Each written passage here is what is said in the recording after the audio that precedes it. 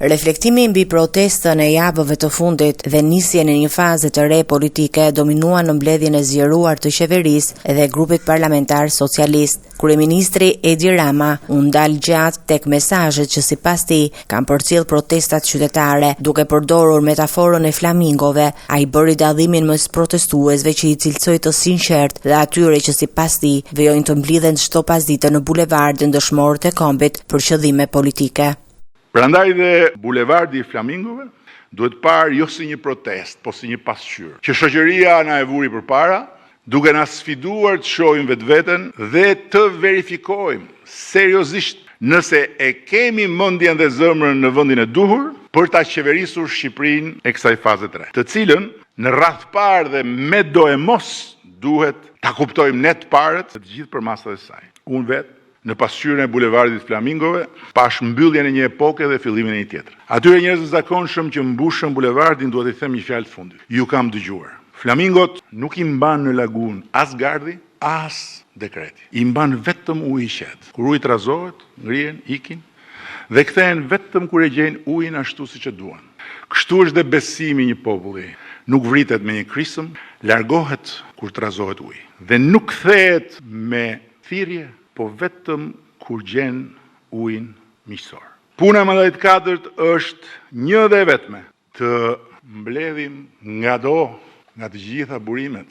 Në vijim të mbledhjes, kreu i qeverisë prezantoi atë që e cilësoi si një sikël të ri politik të Partisë Socialiste të pagzuar Rilindja 2.0. Rama u kërkoi deputetëve dhe ministrave të punojnë për të rikthyer besimin e qytetarëve, ndërsa u shpërndau dhe një dokument programatik të hartuar prej tij me titull Besa, që sipas tij do të shërbejë si udhërrëfyes për këtë fazë të re të qeverisjes.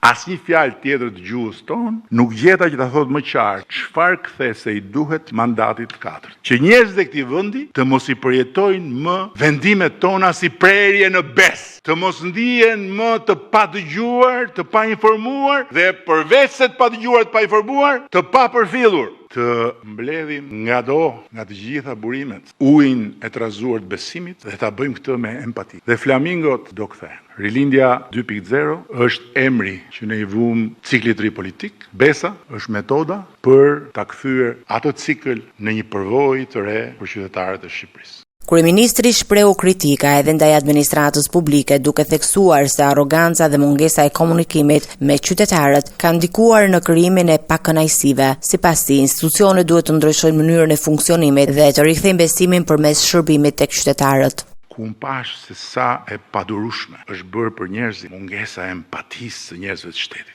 Arroganca e zyrtarëve pa gjak, që u flasin sikur të kenë karrige në vend fytyrës, ndërkohë që fytyrën e kanë parkuar në vend të prapanicës. Rama tha se protestat kanë shërbyer si një moment të reflektimit dhe për vetë qeverinë, duke u bërë thirrje të gjithë drejtuesve politik dhe institucional të nxjerrin mësime nga situata e krijuar. Ne nuk kemi miqtë e mi asnjë luftë për të bërë me flamingot, po kemi vetëm një alean për të ndërtuar me shumë durim me ta.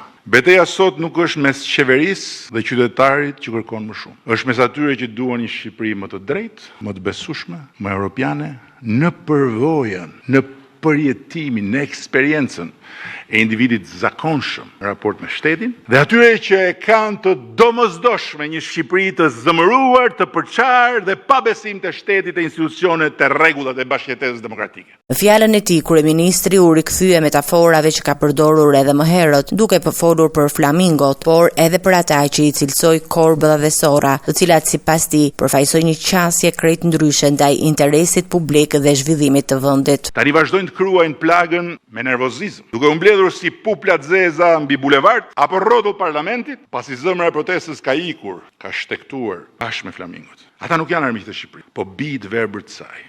Në përballje, kreu i qeverisë njoftoi se reflektimi do të konkretizohet edhe me ndryshime ligjore, duke veçuar rishikimin e ligjit për zonat e mbrojtura. Rama garantoi se kuadri i ri ligjor do të harmonizohet plotësisht me legjislacionin e Bashkimit Evropian si pjesë e angazhimeve të Shqipërisë në procesin e integrimit.